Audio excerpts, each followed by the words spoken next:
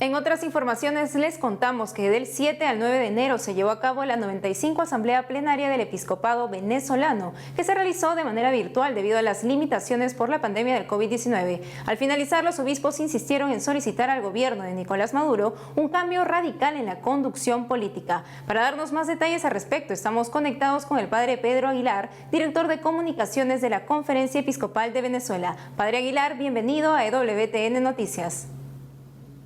Agradecido por la invitación y muchísimas gracias por permitirnos compartir las informaciones desde Venezuela. Padre, ¿cuáles fueron los puntos principales que abordaron durante la asamblea y por qué le han pedido al gobierno de Nicolás Maduro un cambio radical en la conducción política?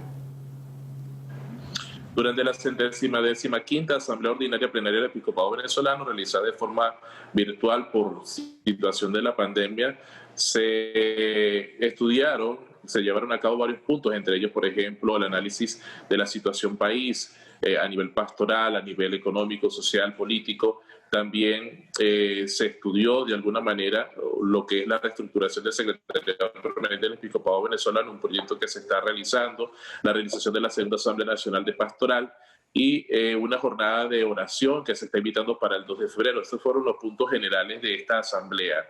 Sin embargo, vemos que en la exhortación los obispos venezolanos han pedido de alguna manera, de forma bastante profética y muy tajante, un cambio de rumbo político que el país necesita, puesto que el corte comunista e ideológico que se está implementando o que implementa el gobierno justamente ha llevado al país a una situación bastante dramática. De hecho, el título de esta exhortación es ante la gravísima situación que vive el país.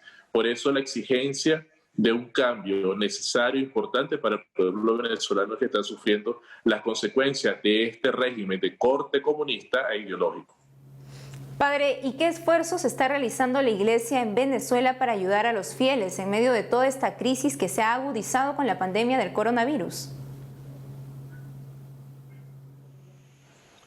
Justamente la reflexión que hace el episcopado venezolano es fruto del acompañamiento que hace en cada diócesis, en cada arquidiócesis, en las distintas parroquias.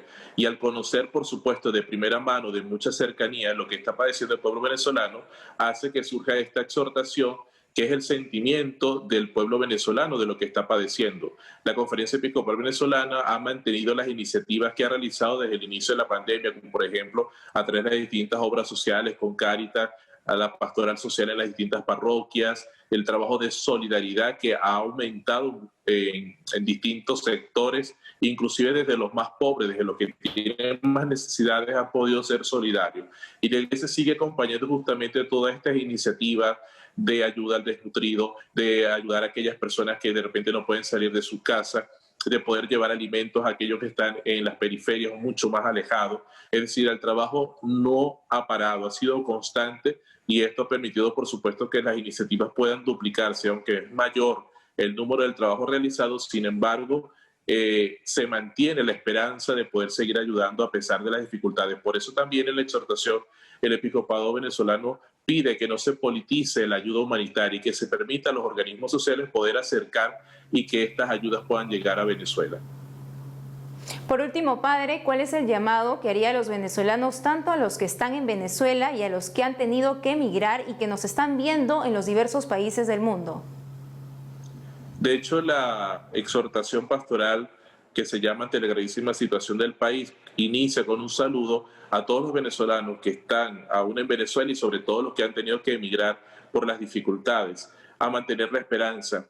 Por eso se hace la invitación para este 2 de febrero a hacer una jornada de oración y reflexión para todos los venezolanos y todos los que nos quisieran acompañar justamente para pedir por nuestra patria Venezuela y de mantener aún esa esperanza que nos permite a nosotros mantenernos unidos dentro de las dificultades.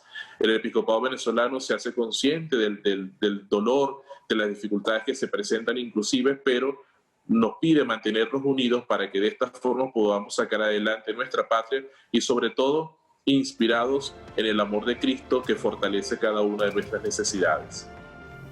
Padre Pedro Aguilar, gracias por haber estado con nosotros en EWTN Noticias. Muchísimas gracias a ustedes.